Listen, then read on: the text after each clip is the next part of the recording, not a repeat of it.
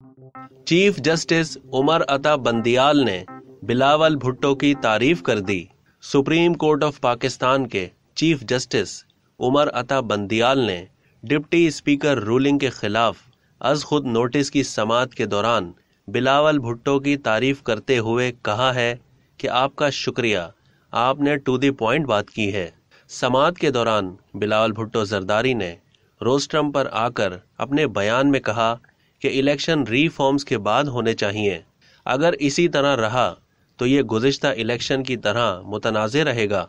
Deputy speaker की गैर कानूनी रूलिंग ने जमहूरियत पर सवाल उठा दिया है। चीफ जस्टिस ने बिलावल भुट्टो की तारीफ करते हुए कहा है कि आपका बहुत शुक्रिया, आप टू द पॉइंट रहे और मुस्कुराहट के साथ बात की है। आपने बहुत ज़बरदस्त बात की है। चीफ जस्टिस ने बिलावल भुट्टो से मुकालमा करते हुए कहा है कि आप वाहिद हैं जिनके चेहरे पर मुस्कुराहट थी।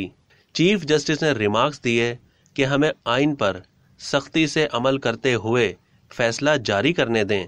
मालूम है बिलावल भुट्टो जरदारी की 3 नस्लों ने जमहूरियत की बका के लिए कुर्बानियां दी हैं।